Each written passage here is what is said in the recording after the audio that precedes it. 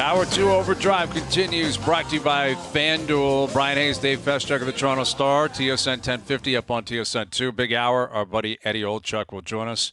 We'll be capping the ponies in our backyard this weekend, right? Kings played on Sunday. You can, of course, watch it on CTV. Jennifer Hedger, Darren DeTitian will be full coverage in the afternoon. Kings Plate, myself, and the Grappler will be there. We're looking forward to it. And Eddie Olczyk's very familiar with Woodbine and very familiar with the Kings Plate. So we'll catch up with Eddie, get him to pick out a couple of ponies we should have our eye on, and get into a number of things with Eddie, right? Including, we were talking a lot about Connor Bedard yesterday with the Jonathan Taves announcement that he's taken a step away from the game. Not an official retirement. No. But done in Chicago, right? And I'm guessing that was a mutual parting of the ways. You know, it's time to hand the keys over to Bedard, and he's the next one coming, right? He's 18. It's his organization. That's tough. Like, we talked about that sideshow in L.A. with the Angels, them calling up their draft pick 6 weeks after taking him. But he's not stepping in with the expectation that he's on the marquee. No. Right? That is the case with Bedard. Right. You know, that is the case with Victor Wembanyama down in San Antonio. For sure. You know, there are certain guys where if you go first overall and you have that level of hype, immediately the keys are handed to you. It's like, it's your organization. And the only way we're going to win is if you actually meet or exceed these insane expectations. That's so true. And if you're Bedard, wouldn't it have been nice to have a guy like Jonathan Taves around to sort of lean on a little bit, talk you through a few things now and then? Like, is there anybody that's been a better leader in an NHL dressing room over the last 20 years than Jonathan Taves?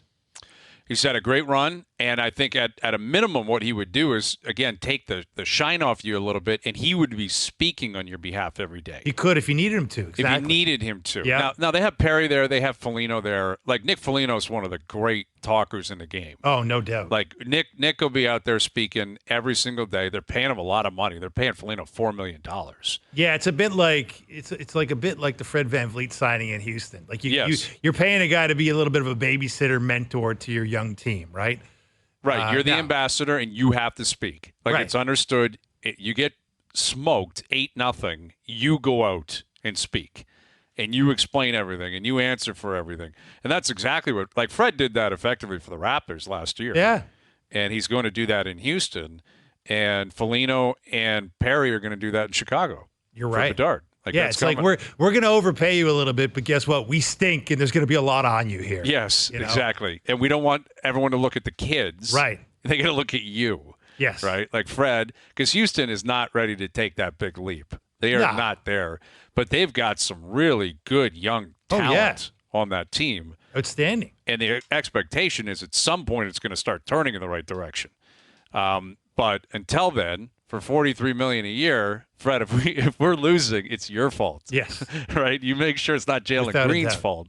It's your fault. Oh, yeah. And I don't know who's playing that role in San Antonio. I'd have to look at the vets on that roster. They don't have a ton. Probably Pop, I guess. Well, that's just it. Popovich will play that role. You got the newly minted Hall of Famer with the 5-year deal at age, 74? It's amazing. It's amazing. Yeah. Great speech he gave, by the way. Did you see his speech at the Hall of Fame? That was tremendous. He's a pretty good speaker. Like, except when he doesn't want to be. He treats the media like garbage a lot of nights. But right. Although I think he's changed on that front ever since they became a horrible team. It's funny how that works. That's true. When they were winning, 5 championships in 16, 17 years, Pop would be miserable. But all of a sudden, they're one of the worst teams in the league, and old Pop wants to be, Mr. Chatty and Mr. Gregarious with anyone that's willing to talk to him. That's true. No, it has changed a bit. He still can be short, but he's not as short as he once was when they were really good. Yeah. But I think there was always an understanding that there was some sort of depth there with Popovich. And he was more than capable of being engaging. Like, that's always been what I've heard out of Belichick. Like, there's nobody more terse, no one more, short and like a sense of aggravation that hangs over him like Belichick. Like, as much as Pop was doing what he was doing, it was like Belichick's the king. And you're right. Yet, what I've always heard and read is if you get him into the offseason, you get him away from football, he's a really likable guy. Fascinating guy. Yeah. Yeah. I've You heard talk that about too. whatever. Yep. Right. And yet you get him actually talking about what you want him to talk about. Like, how's your team looking? No interest. He will absolutely Zero interest. not go down that road. No. Yeah, it's not going to happen. But yeah, it's going to be an interesting year, in Chicago with Bedard. And it's quiet time this year for the NHL naturally. But we're about a month away from camps opening up before we know the preseason. And then before you know it, it's go time again. Coming soon. It is coming soon. And so is the Kings Plate this Sunday at Woodbine. I'm going to be there. I can't wait to chat about it. We're joined now by longtime NHLer, former Leaf from the NHL on TNT, and our good buddy who knows the Ponies better than anyone we know, joining us here on the Maple Toyota Hotline. Here's Eddie Olczyk. How you doing, Eddie?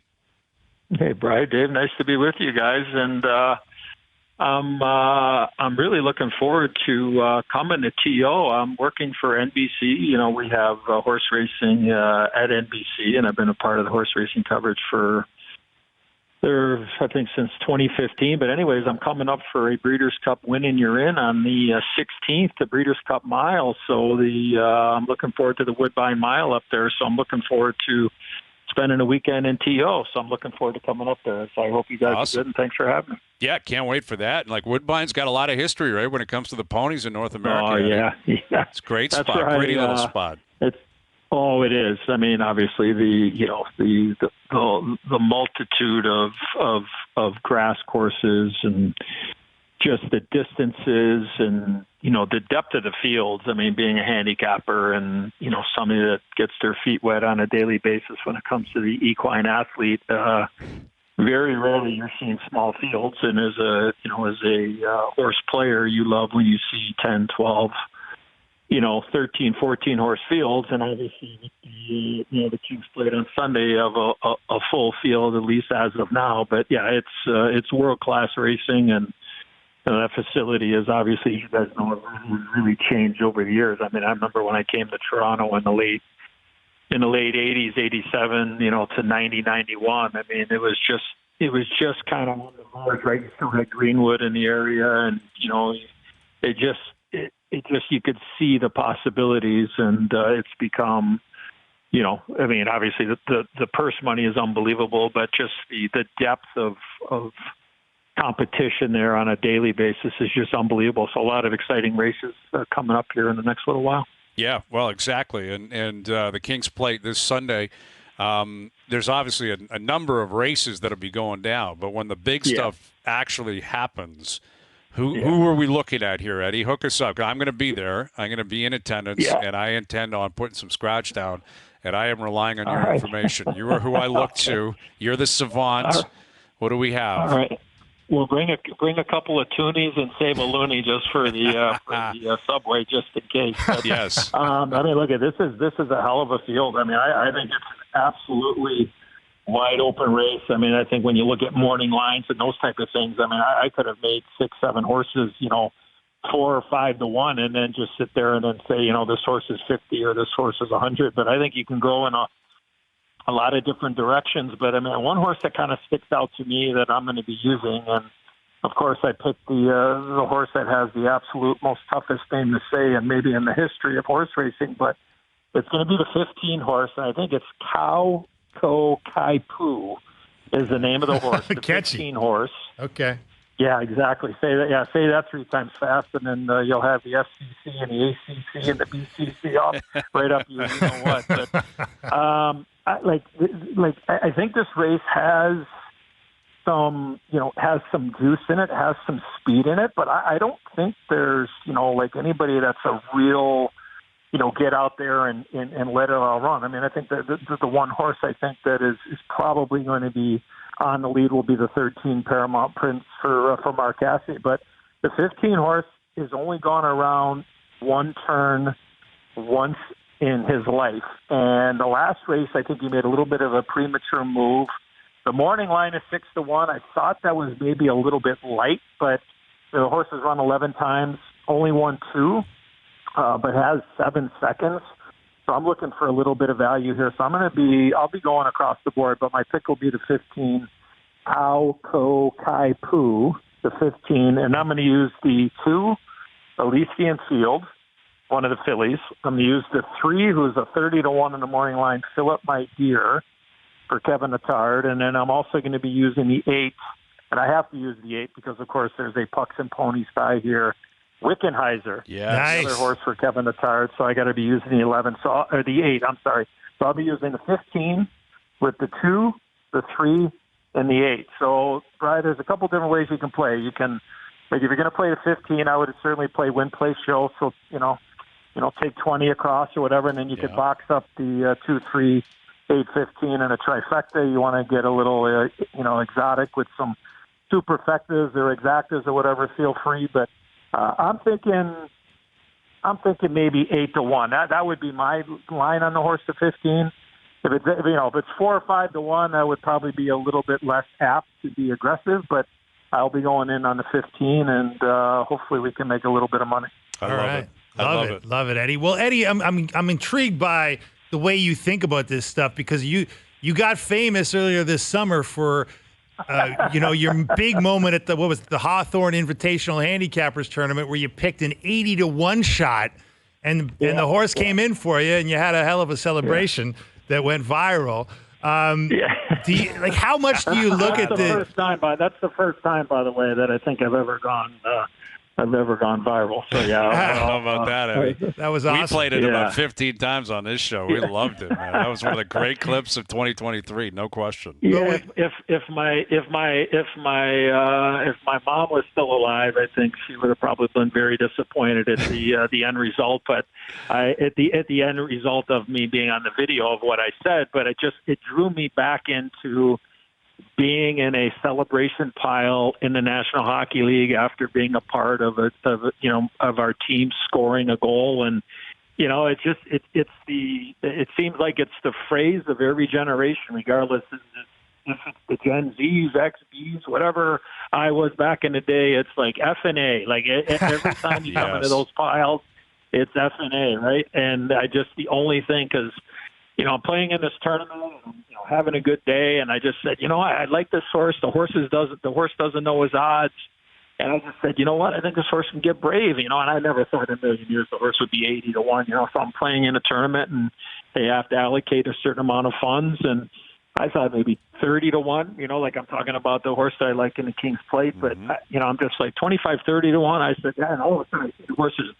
odds drifting. I'm like, man, oh man! So I went back on my own. I just go ahead and I said, you know what? I'm going to put my plums on the table, and if the horse runs last, okay. But you know what? I just think that the horse is live today, and sure enough, horse got brave and kept going, and ended up, having a.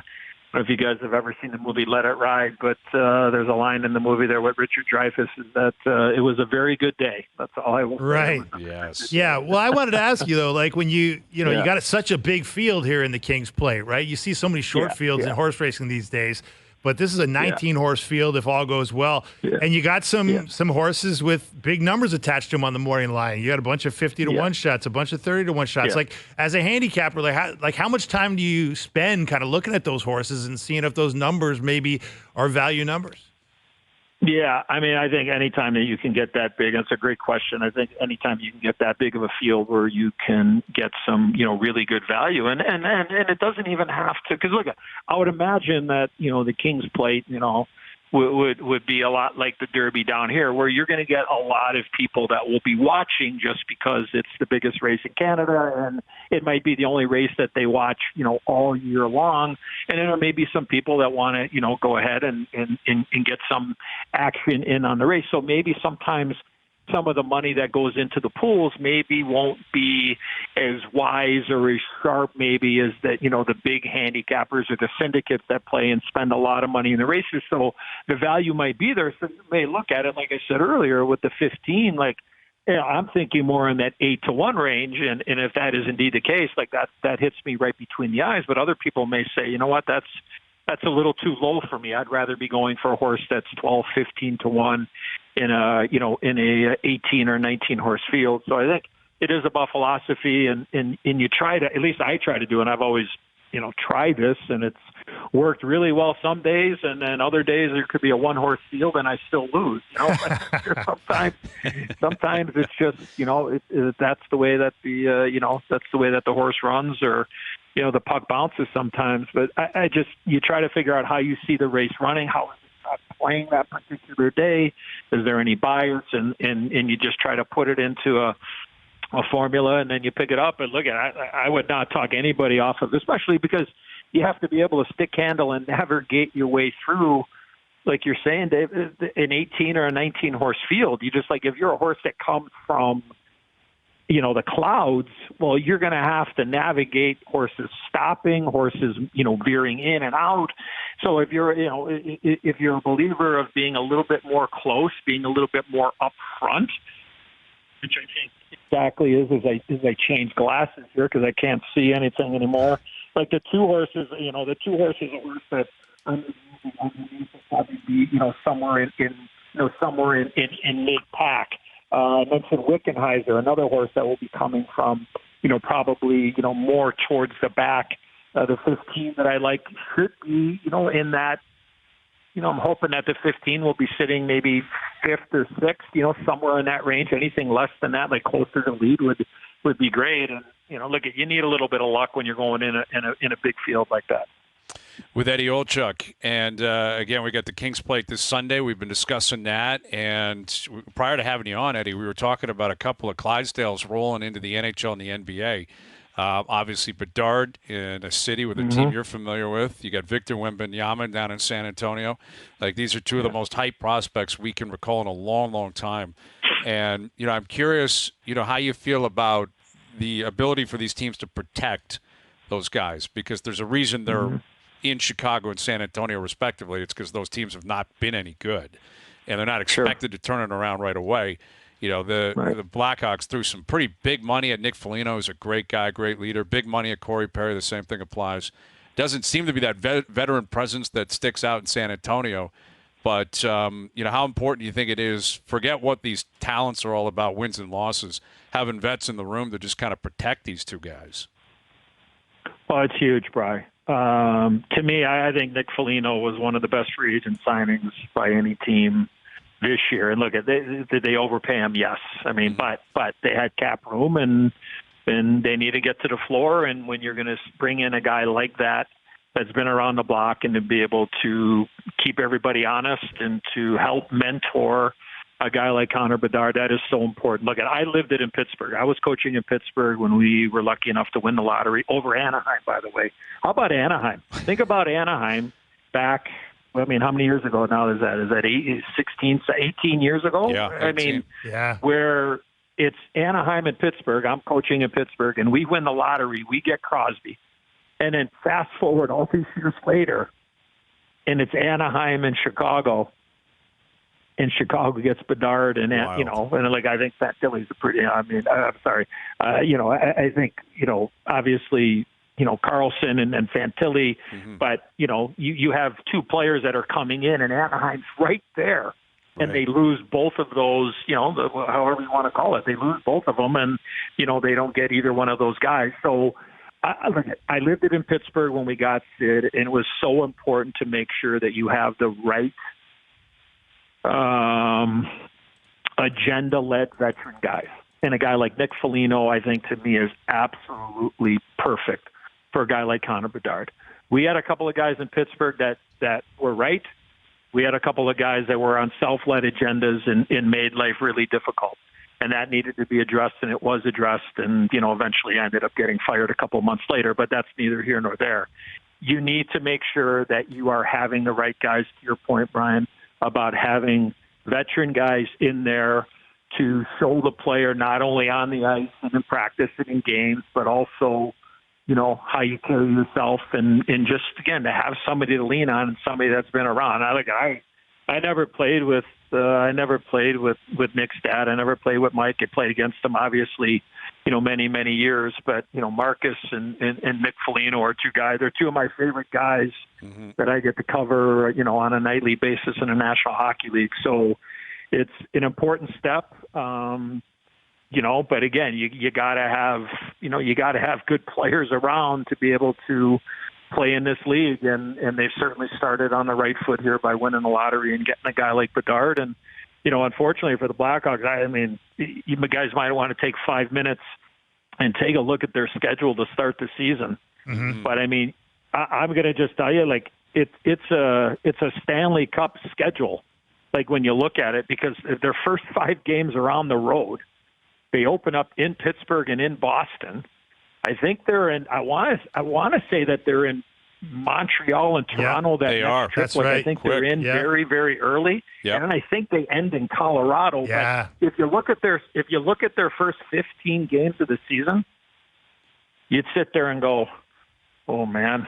Like, you're finding that tough. emoji on the thing with the hand over the face for about 10 minutes, like sitting there going like it could, like, again, like, but that's where you're really going to need, and obviously knowing Luke Richardson as well as I do. I mean, they're gonna protect Connor Bedard, and it's going to be some time, and it's been some lean years here recently, but they've got a kid that obviously has the potential to turn this thing around, but it's not going to happen, obviously, in 5 games or 15 games. It's going to take some time because you got some holes. But I love the signing of Nick Foligno. Like, I think that was just, I mean, it was needed by Kyle, by Kyle Davidson and the Blackhawks to bring in a guy like that can really help Connor Bedard, not only this year, but for his years long after Nick hangs up the skates. Well, and another guy that a lot of people assume would be a big part of mentoring the young Connor Bedard was a guy who came to town when Chicago was in need of a turnaround,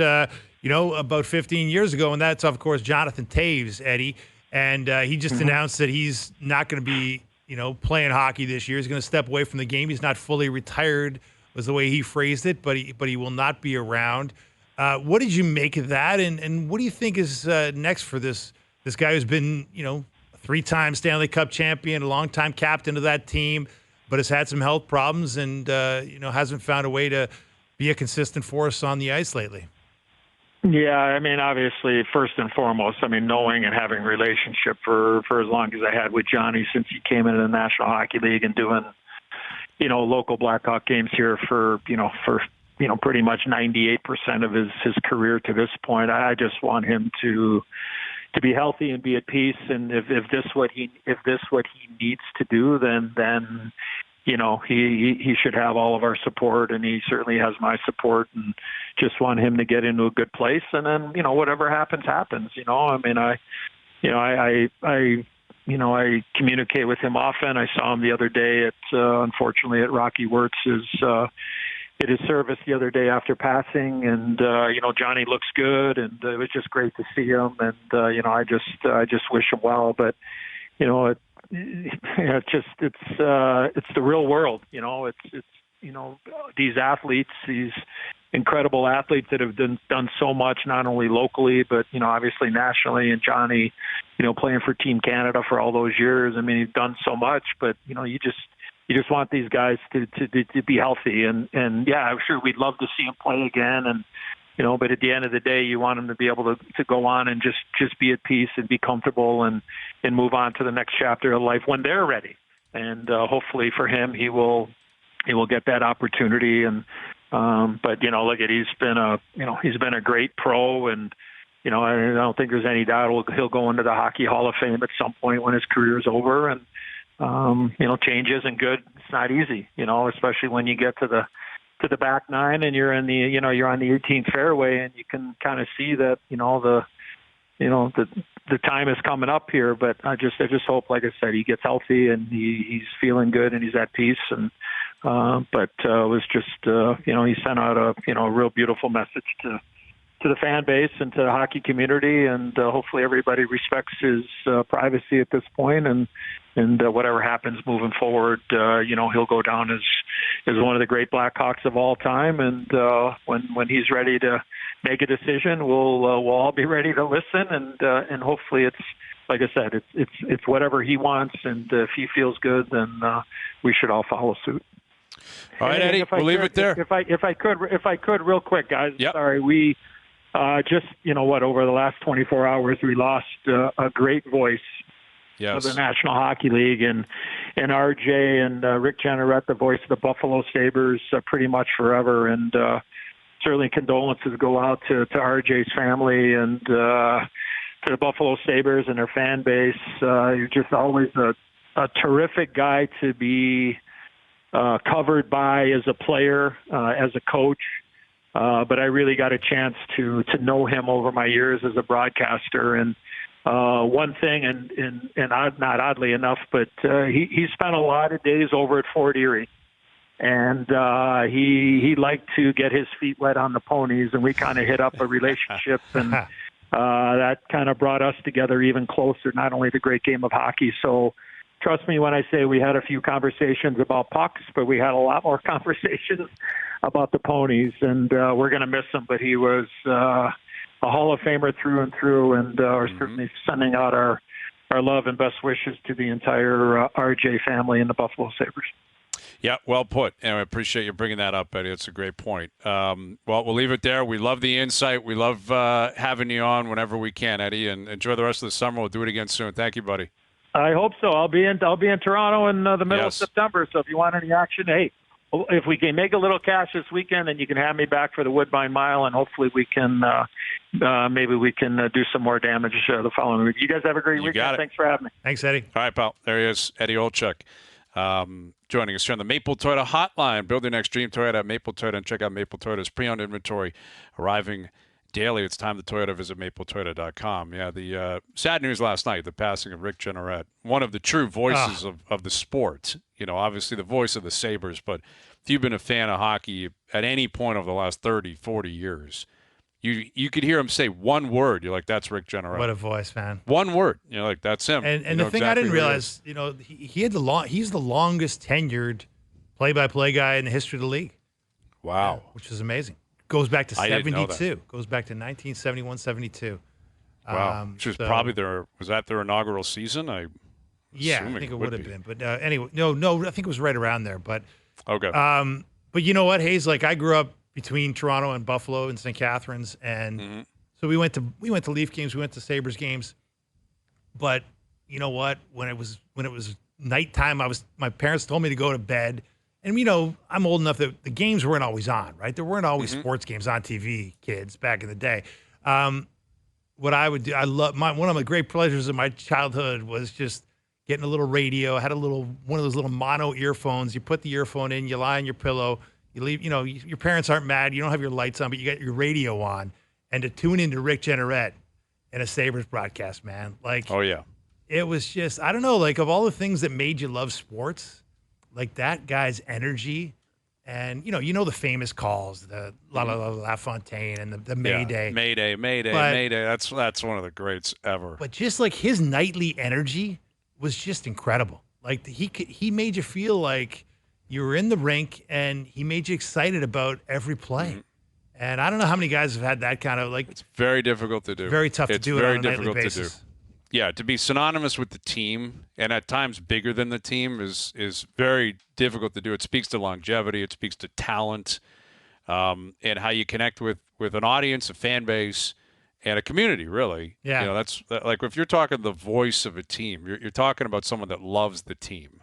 Like, that's what it is. It's someone that has to exude that type of excitement, feel like they do it for free. They're just there because they want to be there, and they can't wait to see what's going to happen in the game tonight. And you can pick up on that energy. And Rick Jeanneret was incredible at that. It's been a tough week. Bobby Bond passing away earlier this week as well. Bob Bond, one of the great stories in Leaf history as well. Was a great Leaf, longtime Leaf. You talk about Cup winners. You know, we were talking about that last hour. Bob Bond, I mean, he knew how to do it. Oh, yeah. Rick Jeanneret obviously passing away yesterday. So tough news in the hockey world. Great career down in Buffalo. Thanks again to Eddie Olczyk. We've got Keegan Matheson coming up. Dave Nail in about an hour. OverDrive continues. TSN 1050 and on TSN 2. Mail It In Friday brought to you by Boston Pizza. Weekends are better with fish bowls and frosty pints on the BP patio. Grab your sunscreen. Let's have a weekend. See you on the BP patio soon. All right, Keegan Matheson from Cincinnati, Jays Reds tonight. That's coming up in half an hour. Dave Naylor, the Elks, covering back-to-back weeks. Huge. They actually won last night. We like it. The Argos are on a bye week this week, but they're cooking in the East. And Dave's making his tours around NFL camps as well. So we'll catch up with Dave, talk some football in about an hour. But the Grappler and I were going back and forth on this. You know, the whole Mount Rushmore in sports and how difficult it can be to actually reach it. And we were discussing this earlier in the week on the show about McDavid and his chance of actually cracking it. And clearly there are, you know, probably a handful of athletes right now at pro sports. If we're talking the big four sports, NHL, NFL, MLB, NBA, who are currently playing that can make a case. I would suggest LeBron's already on it. Not everyone would say that, but I think he is. I think he's there. he's one of the 4 best players of all time. He's on the Mount Rushmore. I think Mahomes is pursuing it. I think Sid is knocking on the door. McDavid's knocking on the door. And you could look at Ohtani and maybe Trout, right? Yeah. And that's kind of where we're at. But all of those athletes are over the age of 25. They're 26 and up. So we decided, all right, let's look at the 4 sports, NFL, NHL, MLB, NBA. The requisite is 25 and under. So you can be 25 years old, 364 days, and you still qualify. Okay. If you turn 26 tomorrow, you still count. But 25 and under of the 4 sports, which players do we think could make a case for their respective sports Mount Rushmore? Yeah. All right. So you may have one from each sport. You may have 4 guys in the same sport. Doesn't matter. But you just got to give us 4 players, 25 and under in the big 4 sports, that you think could make the best case for reaching Mount Rushmore of their own respective sport. Okay? I think we've all got that figured out. Dave, take it away. Who do you have in your 25 and under big 4 sports Mount Rushmore pursuit? Who are your 4 players? My 4 players, and I'm going to say that Connor McDavid is wondering why we're discriminating against 26-year-olds. Right, of course. You know, because, I mean, like you that may not have been a coincidence, Dave. No, I know. But, I mean, I was looking at his numbers. It's like he's got 5 first-team all-NHLs already. Right. Crosby's only got 4. You know, it's amazing what McDavid's already done. He's got 6 all NHLs. You know, in terms of 7, he's won 4 Ted Lindsays as the player's choice for MVP. Right. Sid and Ovi only got 3 each. Right. Ovi's another guy, modern guy, you know, that could make a case for. So anyway, but I digress. McDavid's out. Mahomes out. Yeah. Right. They're 26 right. and up. Okay. So my guys, look. Speaking of you know, players that are out and players that you need to be good in a team sport. Jamar Chase is one of my guys because Joe Burrow is also 26, but Jamar Chase is 25 and under, and he's a great receiver attached to a great quarterback, right? Okay. And they got that chemistry. And if I'm looking at the 25 and under crowd in the NFL, there's some defensive guys that are in that category. But if I'm looking at offensive guys, and wide receiver is one of the marquee positions in this league, I like Jamar Chase's chances of being an all-time great because of who he's paired with. So Justin Jefferson is 25 and under, but he's got Kirk Cousins throwing to him right now. Right. And you make a good point. Like Jerry Rice is, I think, well received as the greatest wide receiver ever, arguably the greatest player ever. But he had Montana and then Young throwing to him. That helps. It helps a lot when you have that. Helps an awful lot. Okay, interesting. Jamar Chase, he is a stud. He is an absolute superstar already. You've got Jamar Chase to kickstart your party for the best 25 and under in Big 4 sports that could make a case for the respective Mount Rushmore when all is said and done. Okay, who else do you have? Athlete number 2. My next choice, I'm going super young.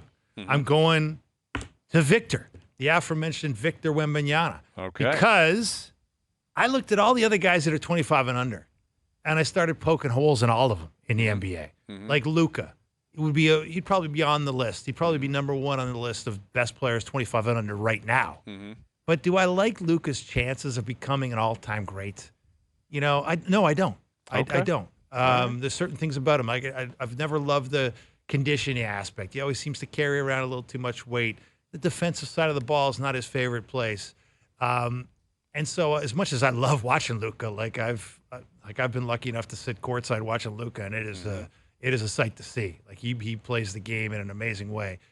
I don't think he's getting to the Mount Rushmore. I think he's always going to be a cult favorite and a great player, but he ain't getting to no Mount Rushmore. I think Wembanyama, in contrast, like he's got a chance to do something we've never seen before. Yes, he does. You know, to be 7'5", Incredibly unique. 7'6", and to handle the ball like he handles it. And if he can stay healthy, obviously the big guys, when you get into 7.5 feet tall, you know, health is a problem. It's not easy. Not easy. But so I like him. Okay. So you got Wemby at 2. All right. Who else? And no particular order, but No. Victor Wembanyama, number 2. No order here. What do you have at who's your third athlete here on the list? And I'm going hockey same way. I'm going Connor Bedard. You're going Bedard. I'm going Bedard because I just, Wow. you know, I guess my other choice, I was going between Connor Bedard and Cale Makar. Mm-hmm. And obviously, Makar has established himself. He's a Norris Trophy caliber defenseman. He's led a team to a Stanley All right, Cup. leave that to me. You tell Okay. me why Bedard is your guy.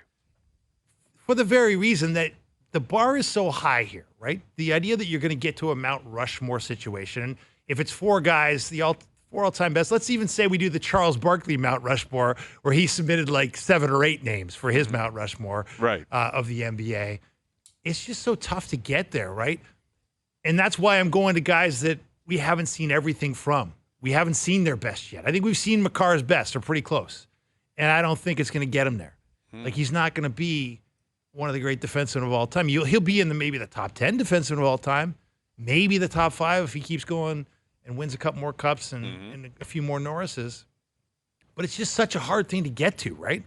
Which is why I'm more apt to go to untapped, unproven potential than I am to go to a guy who's butting up against 25 and we know who he is already. Okay. So you're going with Bedard, even though he hasn't played a game. That's 2 guys who have not played a game in their respective sports. Yeah, I'm doing a bit of an Eddie Olczyk 80-1 shot here. Yeah, you're taking. Hey, listen, they're like Victor Wembanyama. People are saying it's the greatest prospect in pro sports history. Right.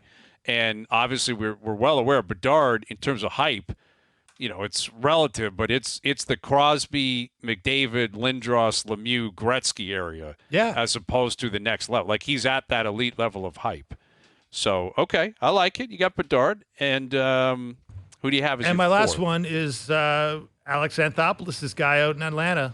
Yeah, Ronald Acuna Jr. I like that pick a lot. I mean, he's going to win the NL MVP. Mm-hmm. He's 4-time All-Star already. This guy is, and I like the fact that he is perfect for the new rules. Yes. Right? Like, he's leading the NL in stolen bases. He's disruptive on the base paths. Leading Major League Baseball in position player WAR right now, according to Baseball Reference. I mean, this guy, he's broken out in a big way this year. Yes, he has. Outside of Ohtani, there's no bigger force in baseball right now than this guy.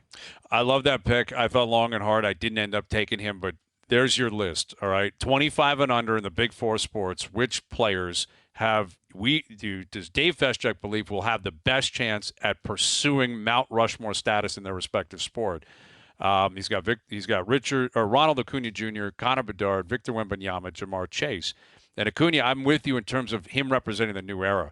Like, he's got, I think, 55 steals. Crazy. And he's pushing up on 30 home runs. He's probably going to finish with like 35 home runs and 65 steals or something crazy like that. And he is so fun to watch. Electrifying. They're going to win, although they did win the World Series without him, which is kind of strange. Yeah. He doesn't really get credit for that one World Series they won. But I think they'll win more because they're so good. All right, I like that list. And there's not much overlapping here when it comes to my list. But why don't I begin with the one that will be overlapping, all right? Okay. I'm going to take Victor Wembanyama myself because of how unique this guy's whole skill set is, his makeup, his body type. 7'5" that can take a step-back 3 is outrageous. It is. It's not the equivalent of Ohtani, who can hit and pitch, but within the world of basketball, it is. Because this guy should have his back against the basket, and he'll be jacking threes from 40 feet outside. Like, it's incredible what this guy's capable of doing, and the hype, it is real. Oh, yeah. My fear is the injuries, right? Like, it feels as if this guy is healthy and plays, anything short of him being a top 10 or top 15 player of all time would be almost shocking to the system, which is a ridiculous amount of pressure to put on this guy. Oh, it is. But that is what is coming with Victor Wembanyama. That's what people are talking about. This guy's playing pro basketball, as you know, in Europe and dominating at 18. dominating, destroying people. That does not happen. No. And that's what he's doing. So it's just too compelling for me to look past Victor Wembanyama. It's too compelling. So I have Wemby. I thought long and hard on Connor Bedard, but I went with Cale Makar instead. I have Cale Makar. Let me break down why I think he will have a chance. Doesn't mean any of these guys are a lock. No, nobody is. He's already won Rookie of the Year. He's already got a Norris. He's already got a Conn Smythe.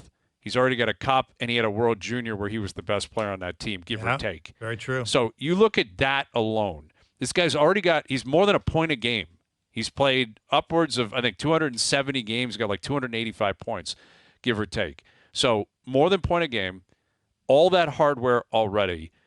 He's probably the best defenseman of his generation already. If it weren't for McDavid, he'd probably be even more hyped as this generational talent, the way that he plays, the way that he skates, the way that he moves. That is a great, great team in Colorado. It's his team. As great as McKinnon is, as good as Rantanen is, Cale Makar is a freak. And maybe he has hit his peak, but if he stays at his peak for the better part of 10 years and he adds another cup or two, he adds 4 or 5 more Norris trophies, which I think is absolutely reasonable that he can. Yeah. If he ends his career 6, 7 Norris trophies, 2, 3 cups, multiple Conn Smythes, Rookie of the Year, point per game guy, plays 1,300 games in the league, is the man for Canada whenever they get back to best on best, which he will be. That's going to be an incredibly compelling case. Will it knock Bobby Orr out of the way? I don't know. No. Probably not. No. Will it knock Gordie Howe out? It's difficult to do that in the NHL. That's the problem. Feels like it's been written in stone. But that applies to McDavid. It's difficult for McDavid to do it. It's difficult for getting Sid there, though. and Ovi to do it. He's in it, for sure. Yeah. But you asked me to look at Bedard and all the hype that comes with him, and I understand the compelling case behind that. I'll take the data I already have from him. Yeah. Makar's got such a head start, and it's such a remarkable head start that I'll take Cale Makar. Yeah. I agree with you. Like, he was my 1A. He was my 1A. But the only thing that makes me think about Bedard, too, like, if you're sort of projecting the way the league is moving, right? Mm-hmm. Like, we just saw, like, a big explosion in scoring this past season, right? Save percentage tanked. Yep. Went down. The save percentage was as lowest it's been in a long time, and after we lived through that era where the goalies were way too dominant, that's gone, right? Like, goal scorers. That benefits Makar, though, too, right? Yes, to a degree, but it benefits Bedard more. Sure, maybe, because he's going to have closer opportunities. This but guy's still. a big-time shooter, man. Yes, he is. Yes, he is. I think that's where I'm sort of headed with it. It's like, I think shooters are going to be more and more dominant. Okay, well, that leads me to my third pick being Luka, because I think Luka's got a legit shot at having more points than anybody in NBA history. Well, that's true. He's moving in that direction. Yep. And if he plays another 15 years, which I'm concerned about, what you said about how in shape he is, although generally that clicks at some point for guys. Yeah, that's right? true. So, like, he could still, he's 25 and under. He could snap out of it in 2 or 3 years and be like, I'm going to be a machine in the gym. If this guy wins, which he still has to, that's got to be a part of it. You got to win a lot of rings in the NBA. Oh, yeah. You got to win a lot of rings to get into Mount Rushmore. That's a part of it. Like, Wembanyama is going to have to do that too. Mm-hmm. But if Luka can win multiple rings and take down the scoring title, which is possible, right, because of the rate he scores at, and he's been doing it for so long early in his career. If that continues for 10 to 12 years, Luka makes a case. The last one quickly for me is Trevor Lawrence. I will take Trevor Lawrence. I like that. The hype, first overall pick in his second season. You look at the second half of his second season, he was unbelievable last year. Already won a playoff game. This guy's got the makings of doing something in Jacksonville that no one thought possible. It's the Jags. Yeah. If he raises them up in a Super Bowl contending team and actually closes with a few, there's a chance in 15 years we're talking about this guy as an all-time great. I think it's moving in that direction. Hey, he better not get hurt because Nathan Rourke is coming. Nathan Rourke is coming. That's right. So I have on my list Victor Wembanyama, Luka Doncic, Cale Makar, Trevor Lawrence. I didn't go with Acuna. I thought long and hard on Juan Soto as well. Micah Parsons. I was thinking Nick Bosa, too. Yeah, Bosa and Parsons are right there. Bosa and Parsons are right there. There's some great, great talent in all 4 sports, 25 and under. But there it is, our Mount Rushmore candidates, 25 and under in the Big Four. Dave Naylor in about 40 minutes. Keegan Matheson coming up as well. Jays Reds right around the corner. Keegan in about 15 minutes. OverDrive continues. TSN 1050 and on TSN 2. All right, maybe we should have taken this Nolan Shaniel kid as an opportunity for the Mount Rushmore in baseball because he was drafted 6 weeks ago. He's called up. He's playing for the Angels tonight. He's batting leadoff tonight. So good luck. Good luck with that. Prayers up for Nolan. Let's hope the Angels aren't putting him in a spot that kind of hurts his career. Yeah. Well, David Schneider, right? He was awesome for like a weekend. Yep. And then they put him in the leadoff spot in Cleveland, and basically that was the end of the road. So Jays Reds tonight. Kiermaier's been activated. Trevor Richards activated. Bichette not activated. Springer not in the lineup tonight. Head down to Cincinnati next. We'll catch up with Keegan, get his updates on Springer, Bo, and what does he make of this series against the Reds.